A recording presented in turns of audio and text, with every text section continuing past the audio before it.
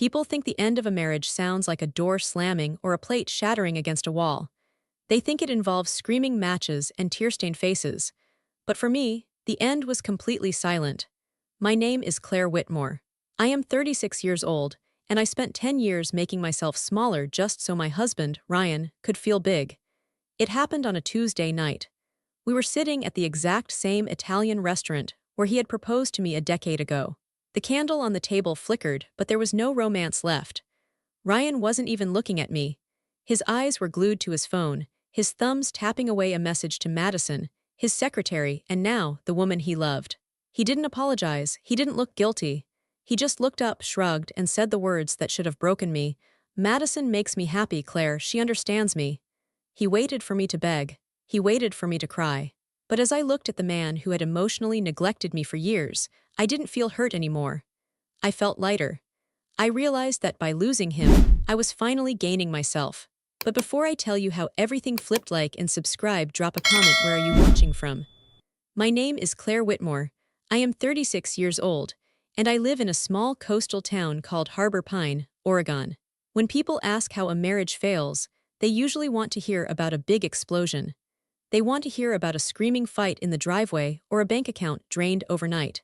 But that isn't how it happened to us. That isn't how I lost myself. When I married Ryan 10 years ago, we were equals. We were a team. We lived in a small, cramped apartment in the city, and we didn't have much money, but we had each other. I remember nights sitting on the floor, eating takeout pizza, mapping out our future on the back of a napkin. We were going to build a life together. We were going to support each other's dreams. I was an interior designer. I had just started getting my own clients. Ryan was working in finance, starting at the bottom. We promised that we would always listen to each other. But then the success started coming. Not for us, for him. Ryan got promoted. Then he got promoted again. The money started coming in and we moved to a penthouse. We bought expensive cars. On the outside, our life looked perfect. But on the inside, I was slowly disappearing. It started with small things. One evening, about 3 years into our marriage, I came home excited. I had just landed a contract to redesign a boutique hotel. It was a huge job for me. I wanted to celebrate. I bought a bottle of wine and made Ryan's favorite dinner, steak and roasted potatoes. When he walked through the door, he was on the phone. He held up a finger to silence me before I could even say hello. He walked past me, still talking, and went into his office. He stayed there for 2 hours. When he finally came out, the food was cold. "I have good news," I said, trying to keep my smile. "I got the hotel contract." Ryan didn't look up from his plate. He just cut his steak and chewed. "That's nice, Claire. But listen, I need you to pick up my dry cleaning tomorrow, and we have a dinner with the partners on Friday. Wear the black dress. The one I like, not the flowery one." My smile faded. "Did you hear me? The hotel contract. It's a big step for my career." He sighed. It was a heavy, impatient sound. He put his fork down and looked at me like I was a child who had interrupted an adult conversation. "Claire, please. I've had a long day closing a multi-million-dollar deal. I don't have the energy to talk about your little decorating hobbies right now. Can we just eat in peace?" Hobbies. He called my career a hobby. That was the first crack. Over the next few years, those cracks turned into a canyon. I became an accessory to his life. I was the woman standing next to him at parties, holding a glass of champagne, smiling when he told jokes. But I wasn't allowed to speak. If I tried to add to the conversation, he would cut me off. He would put a hand on my shoulder, a heavy, controlling grip, and steer the conversation back to himself. He stopped asking me how my day was. He stopped asking what I thought about movies, or news, or where we should go on vacation. He decided everything. He decided we were going to vacation in Aspen, even though I hate the cold. He decided we were going to repaint the living room gray, even though I told him it made the room feel dead. He decided when we ate, when we slept, and who we saw. I remember my 33rd birthday. I wanted a quiet dinner, just the two of us. Instead, he threw a massive party at our house for his clients. There were 50 people there, and I didn't know half of them. Ryan spent the whole night laughing with his boss, pouring expensive scotch. I stood in the kitchen alone, cutting my own birthday cake. Ryan came in to get more ice. He saw me standing there. "What are you doing in here?" he asked, annoyed. "You're the hostess. You should be out there entertaining." "It's my birthday, Ryan," I said softly. He rolled his eyes. "Don't be dramatic, Claire. This party is good for my image. Stop making everything about you. He grabbed the ice bucket and walked out. I stood there in the silence of the kitchen, surrounded by dirty dishes and empty bottles. I felt tears pricking my eyes, but I didn't let them fall. I realized then that to him, I wasn't a person. I was just part of the furniture. I was something he owned, something that was supposed to make him look good. That night, I went to the guest bedroom and slept alone. He didn't even notice I was gone. The emotional neglect wasn't a sudden slap in the face. It was a slow erosion. It was like water dripping on a stone, day after day, year after year, until the stone was worn down to nothing. I started to doubt myself. Maybe I was boring. Maybe my career didn't matter. Maybe I should just be grateful for the money and the penthouse. I stopped fighting. I stopped sharing my opinions. I stopped trying to be his partner. I became a ghost in my own house. I thought that was the worst of it. I thought feeling invisible was the bottom. I was wrong. The discovery happened on a Sunday morning. It was raining. The sky was a dark, bruised gray, and the rain lashed against the floor-to-ceiling windows of our penthouse. Ryan was in the shower. I could hear the water running. He usually took his laptop everywhere with him. He was secretive about it. He had passwords on everything, and he would angle the screen away from me if I walked into the room. I never snooped. I told myself I trusted him, or maybe I just didn't want to know what he was hiding. But that morning, he had made a mistake. He had left his laptop on the kitchen island, and he had left it open. I was making coffee. I walked past the island to get a spoon. The screen was bright in the dim kitchen. I glanced at it, expecting to see a spreadsheet or a stock report. It was a messaging app, and it was active. A message popped up right as I looked. A little bubble with a heart emoji. I miss you already. Last night was amazing. He doesn't deserve you. My hand froze in midair. The spoon clattered onto the counter. The sound was loud in the quiet kitchen, but the water was still running in the bathroom. He couldn't hear me. I shouldn't have looked. I should have walked away. But my feet were glued to the floor. I leaned in. The sender's name was Madison. I knew Madison. She was his new executive assistant. She was 24. She had bright blonde hair and a laugh that was too loud. I had met her at the office Christmas party. She had smiled at me, a tight, pitying smile. Now I knew why. I scrolled up. My heart was hammering against my ribs, a painful, heavy rhythm. The messages went back 6 months. They weren't just flirting. They weren't just about sex, although there was plenty of that. They were talking about life.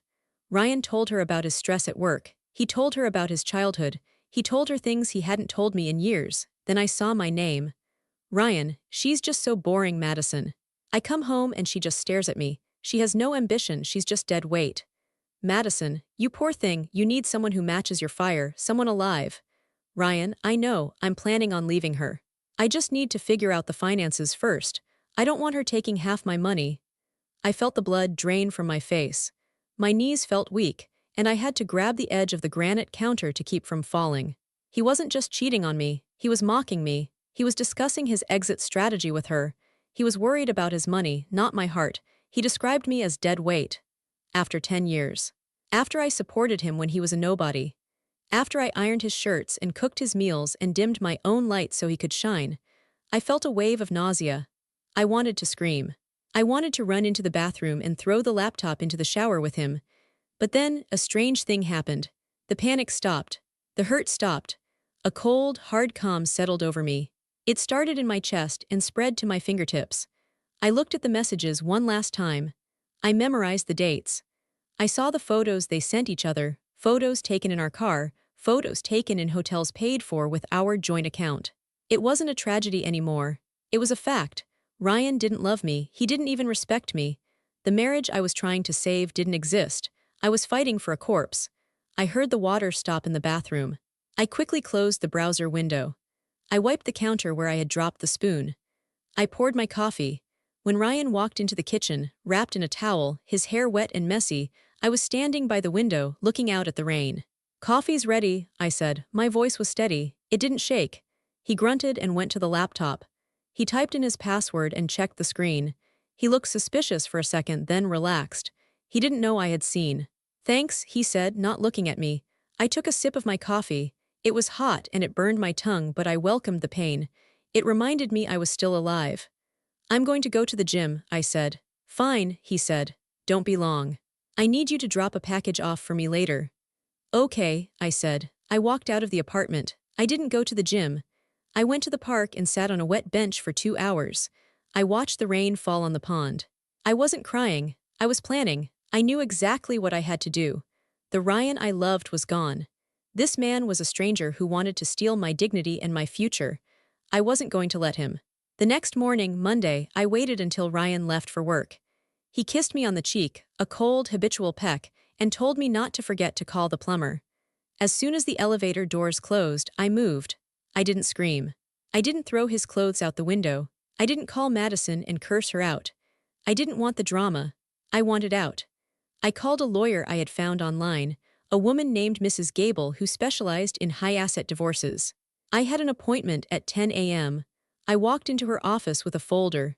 Inside, I had printed screenshots of the bank statements I could access. I told her everything. I told her about the neglect, the emotional abuse, and the infidelity. Mrs. Gable listened. She was a sharp woman with gray hair and kind eyes. "We can fight him for everything, Claire," she said. "We have grounds." I shook my head. "I don't want a war, Mrs. Gable. I want freedom. I want a fair settlement, but mostly I want to be gone before he realizes I'm leaving. If I stay and fight, he will try to destroy me. He enjoys the power. I want to take his power away by not reacting." We drew up the papers. I signed them. Then I went back to the penthouse. I started packing. I didn't take everything. I didn't want the expensive furniture he had picked out. I didn't want the jewelry he had bought me as apologies for missed anniversaries. I only packed what was truly mine. My clothes, my design sketchbooks, the quilt my mother made me before she passed away, my books. I packed them into boxes and labeled them efficiently. I called a moving company. They came within the hour. By 4 p.m., the apartment looked different. It wasn't empty, but my presence was erased. My side of the closet was bare. My toiletries were gone from the bathroom counter.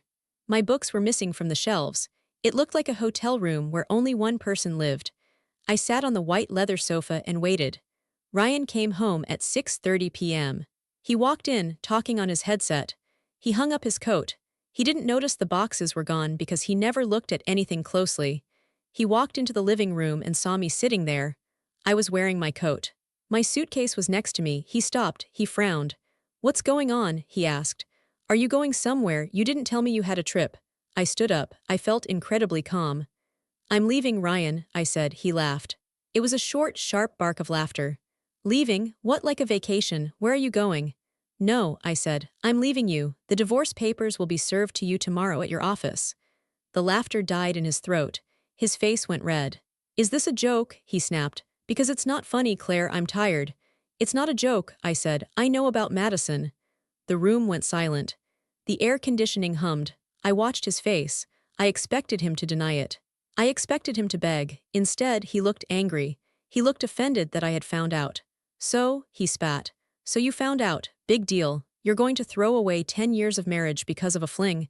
"It's not a fling, Ryan. You told her you were planning to leave me. You told her I was dead weight." He flinched. He knew he was caught. "You were snooping."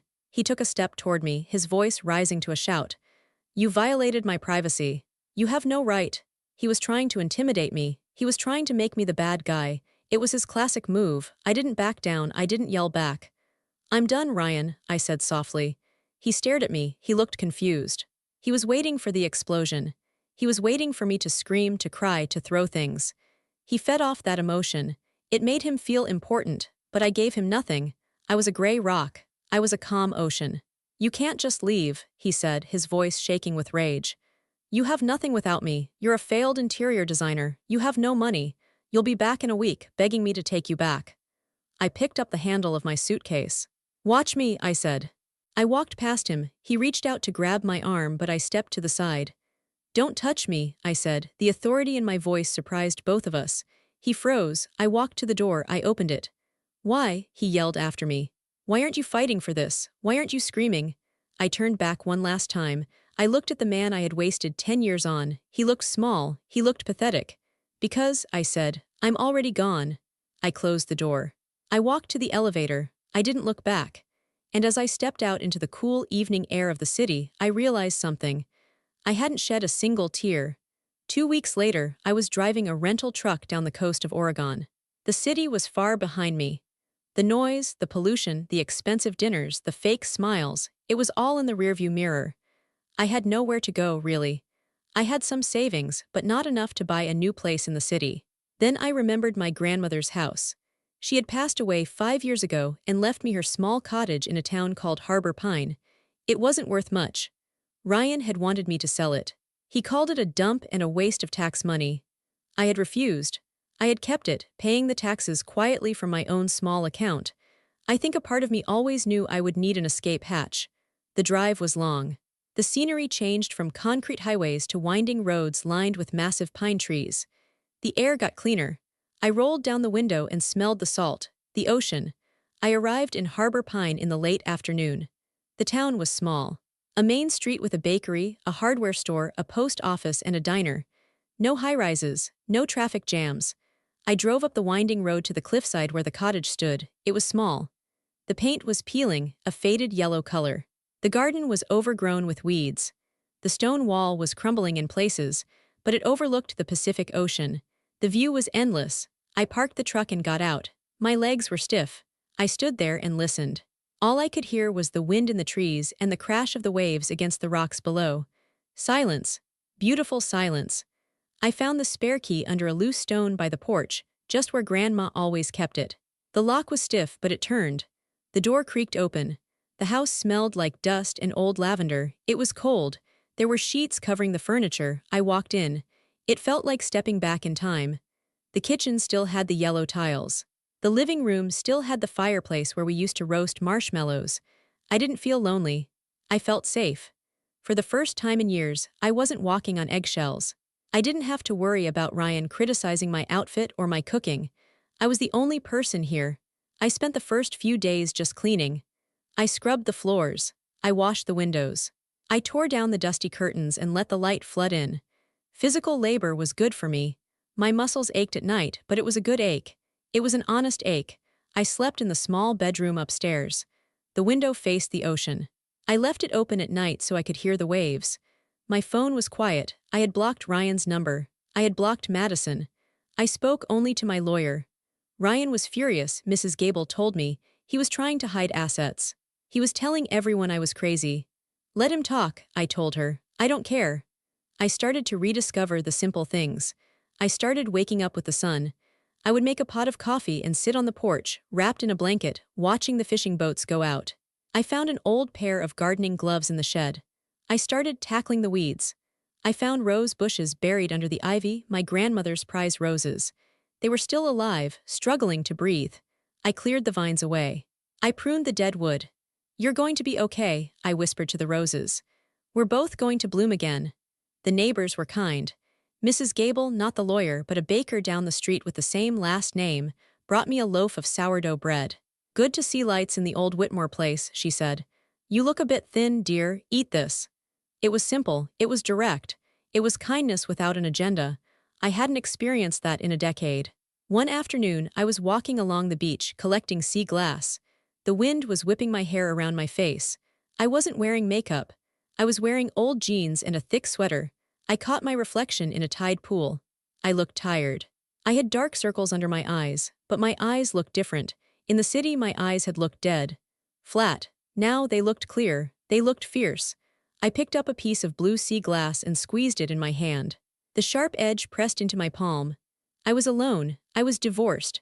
I was starting over at 36 with nothing but a crumbling cottage and a few boxes. But as I looked out at the vast, wild ocean, I smiled. A real smile.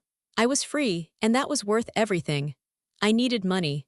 My savings were enough for a few months of groceries and electricity, but I couldn't live on them forever. More importantly, I needed a purpose. I needed to remember who I was before I became Ryan's wife. I updated my resume. I dusted off my portfolio, the one Ryan had called amateur and quaint. I put on my best suit, drove my rental truck into the center of town, and walked into the office of Stone and Shore Design. It was the only major design firm in the area. They specialized in coastal luxury. The building was made of glass and cedar wood, smelling of fresh coffee and blueprints. The owner, Daniel Brooks, was a man in his 50s with salt and pepper hair and hands that looked like they had actually built things, not just signed checks. He didn't look at my clothes or my ringless finger. He looked at my sketches. He flipped through the pages in silence. The silence stretched on for 5 minutes. My heart hammered in my chest. I was terrified he would say the same things Ryan used to say. I was terrified he would tell me I had no talent. Finally, he closed the folder. He looked me in the eye. "These are good," he said. "They have soul. You understand light." I let out a breath I didn't know I was holding. "Thank you. We're swamped with a new resort project down the coast," Daniel said. "I need someone who can handle the interiors without me holding their hand. Can you start Monday?" "I can start today," I said. And just like that, I had a job. Working at Stone and Shore was the opposite of my life with Ryan. In the city, everything was about appearance. It was about who you knew and how expensive your shoes were. Here, it was about the work. Daniel treated me like a professional. He asked for my opinion on fabric swatches. When I suggested moving a wall in a client's beach house to open up the view, he didn't dismiss me. He looked at the plans, nodded, and said, "That's brilliant, Claire. Let's do it." Hearing those words, "That's brilliant," felt like water in a desert.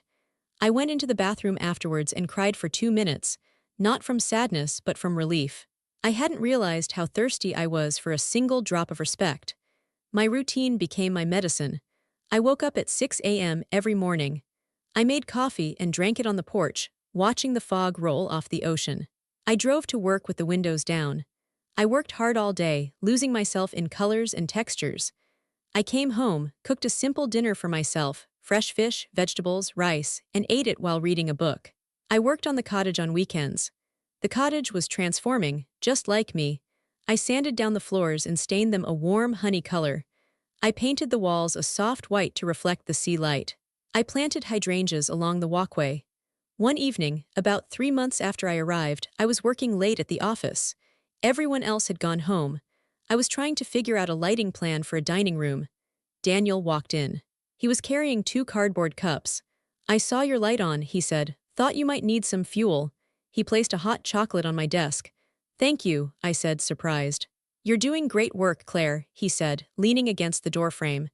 "The clients love you. You have a way of listening to them that makes them feel heard." I smiled. "I spent a long time learning how to listen," I said. "I know what it feels like when no one listens to you." Daniel looked at me thoughtfully. He didn't pry. He didn't ask for the gossip about my marriage. He just nodded. "Well, we're lucky to have you," he said. "Don't stay too late. The ocean air is better than office air." He left. I sat there with the hot chocolate, feeling a warmth in my chest that had nothing to do with the drink. I wasn't just an employee here. I was a person. Ryan had tried to convince me that I was useless without him. He had tried to make me believe that the world was scary and I was incompetent. He was wrong. I was paying my own bills. I was fixing my own house. I was making my own friends. I remember one specific Saturday. I had just finished painting the front door a deep ocean blue. I stepped back to look at it. There was paint on my cheek and dirt under my fingernails. My hair was a mess. I looked down at my hands. They looked strong. They looked capable. I realized I hadn't thought about Ryan in 3 days. The ghost was fading. 6 months after I left, the phone call came. It was Jessica, a woman who used to be my friend in the city. I say friend in quotes because she was really just someone who came to our parties to drink our wine.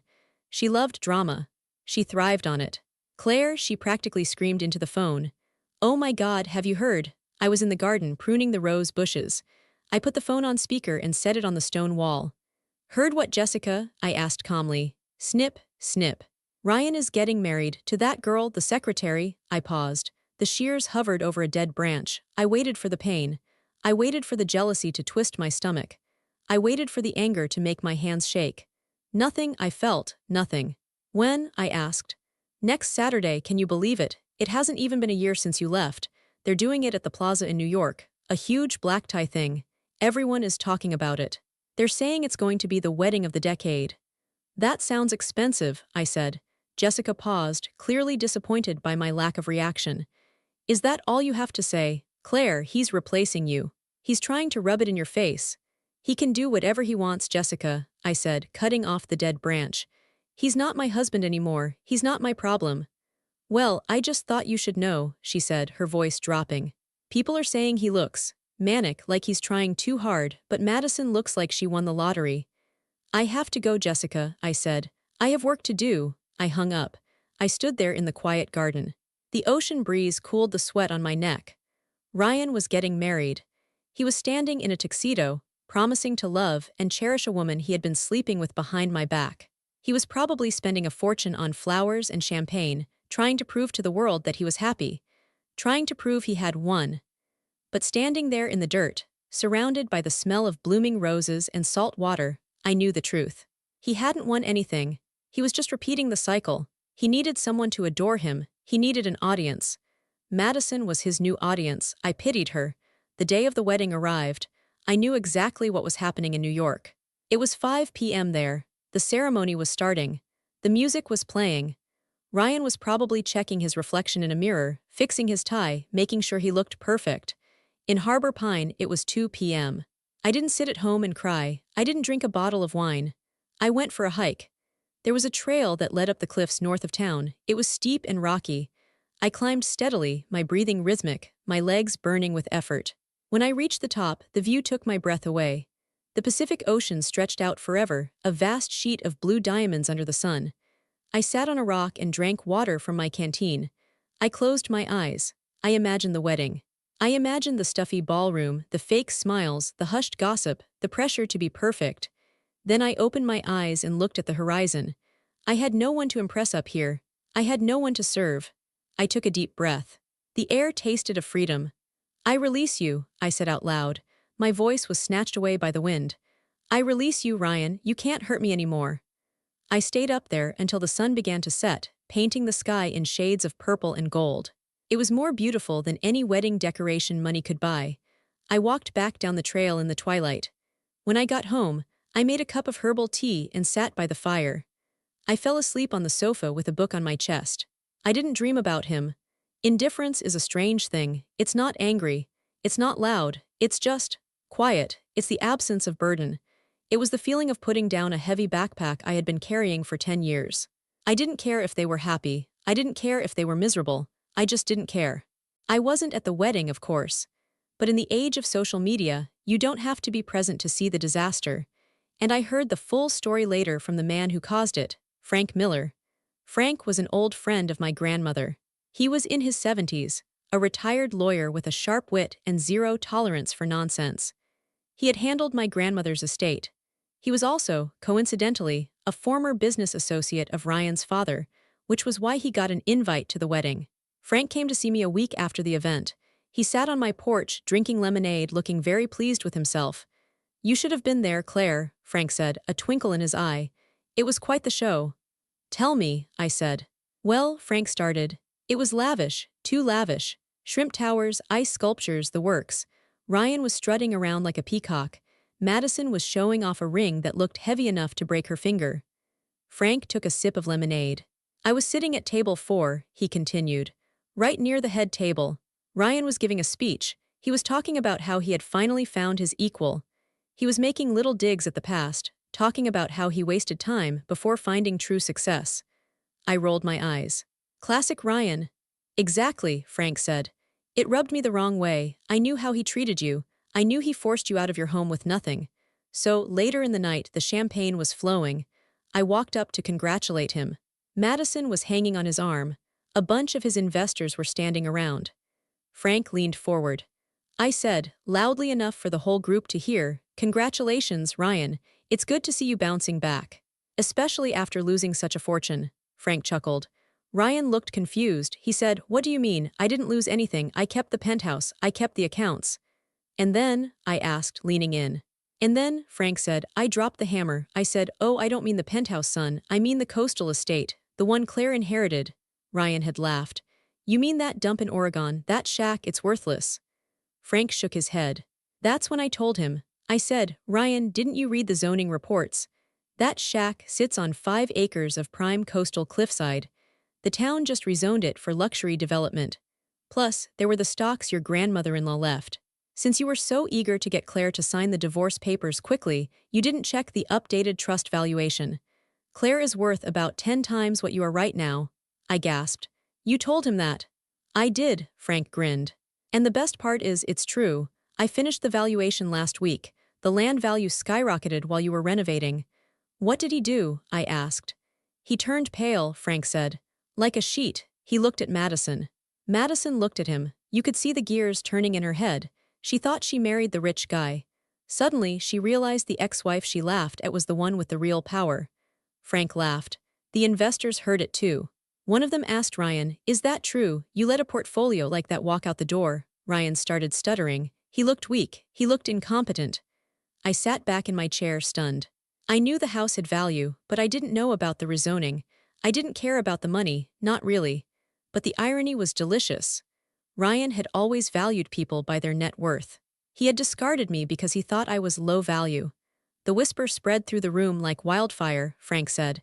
People were whispering, "He let her go. She's the wealthy one. He made a mistake." The narrative changed in an instant.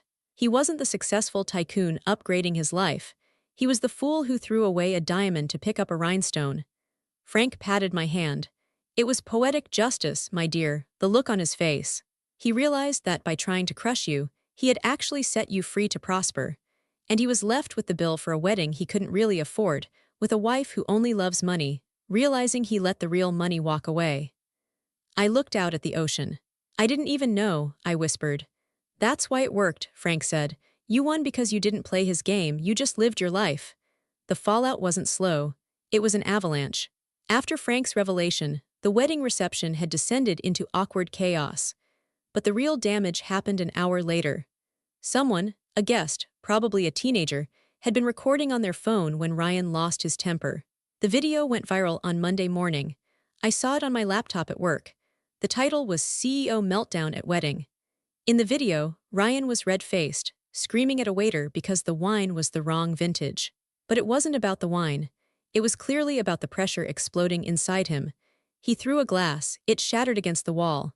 He screamed, "Do you know who I am? I am the one in charge. Everyone listens to me." Madison was in the background, trying to calm him down, looking embarrassed. He shoved her hand away. "Get off me," he yelled at his new bride. "You're just as useless as the rest of them." The room went dead silent. The camera zoomed in on Madison's face. She looked horrified. She looked trapped. I paused the video. It had 2 million views. The comments were brutal. "What a psycho. I feel bad for the new wife. This guy manages money. I wouldn't trust him with a piggy bank." The internet is a cruel judge. Ryan's carefully crafted image of the cool, collected businessman was destroyed in 30 seconds. But the internet wasn't the only thing reacting. The market reacted. Ryan's firm relied on trust. Investors trusted him to be stable. A man who screams at waiters and shoves his bride on his wedding day does not look stable. By Wednesday, 3 major clients had pulled their accounts from his firm. By Friday, the board of directors asked him to step down for personal reasons. He was fired. Then came the calls. My phone started ringing on Saturday morning. It was a number I had blocked, but he was calling from a new one. I knew it was him. I let it go to voicemail, then another call and another. Finally, I picked up. I didn't say anything, I just listened. "Claire," his voice sounded ragged. He sounded drunk. "Claire, don't hang up." "Please, what do you want, Ryan?" I asked. "It's all gone," he said. "They fired me. Can you believe it, after everything I did for them?" "I'm sorry to hear that," I said. I wasn't being sarcastic. I was genuinely sorry for him, in a distant way. It's sad to watch a building collapse, even if you hated the architecture. "Madison left," he said. A sob broke through his voice. "She packed a bag yesterday. She said she didn't sign up for this. She said I humiliated her." "I'm sure that hurts," I said. "I made a mistake, Claire," he said. He was crying now. "I made a huge mistake. You were the only one who was real. You were the only one who actually loved me, weren't you? Not for the money, just for me." "Yes," I said. "I did love you, but that was a long time ago." "We can fix this," he said, his voice rising with desperation. "I can come to Oregon. We can start over. I know you have money now. We can build something huge. With your design eye and my business brain. Claire, please, I need you." There it was, I need you. Not I love you, not I'm sorry. He needed a life raft. He was drowning, and he wanted to drag me back into the water to keep himself afloat. He wanted my stability. He wanted my new wealth. I looked around my living room. The sun was shining on the honey-colored floors. The fire was crackling. My life was peaceful, it was clean. "Ryan," I said gentle, "you don't need me, you need to learn how to be alone." "Don't do this," he screamed. The anger was back. "You owe me, I made you." "Goodbye, Ryan," I said. I hung up, then I blocked the number. I sat there for a moment, listening to the silence. He was right about one thing. His world had unraveled. Without a woman to prop him up, without an audience to clap for him, He was just a sad, angry man in an empty penthouse. I felt a deep sense of closure. The monster wasn't under my bed anymore. The monster was just a man on a phone, miles away, and he had no power over me. It has been a year since the wedding. Life in Harbor Pine has settled into a beautiful rhythm. I am now a partner at Stone and Shore Design. My name is on the door, Brooks and Whitmore. Daniel and I work together every day. It's strictly professional, but it's the healthiest relationship with a man I've ever had. We respect each other. I used some of the inheritance money to start a scholarship fund for young women in design. I didn't want to hoard it. I wanted it to grow. My garden is fully in bloom now. The roses that were once buried under weeds are vibrant and red. They climbed the stone wall, strong and thorny and beautiful. I bought a dog. A golden retriever named Barnaby. He follows me everywhere. He sleeps at my feet while I work. I hear about Ryan sometimes, through the grapevine. He had to sell the penthouse. He moved to a smaller city. He's working a mid-level job. Madison filed for an annulment. He is living the life he used to threaten me with, a small, obscure life. But I don't feel glee. I don't sit around laughing at his misfortune. Honestly, I rarely think of him at all. Revenge isn't about destroying someone else. That takes too much energy. That keeps you tied to them. Real revenge is being happy. Real revenge is waking up in the morning and not feeling that heavy dread in your stomach. It's making a cup of coffee and liking the person who is drinking it.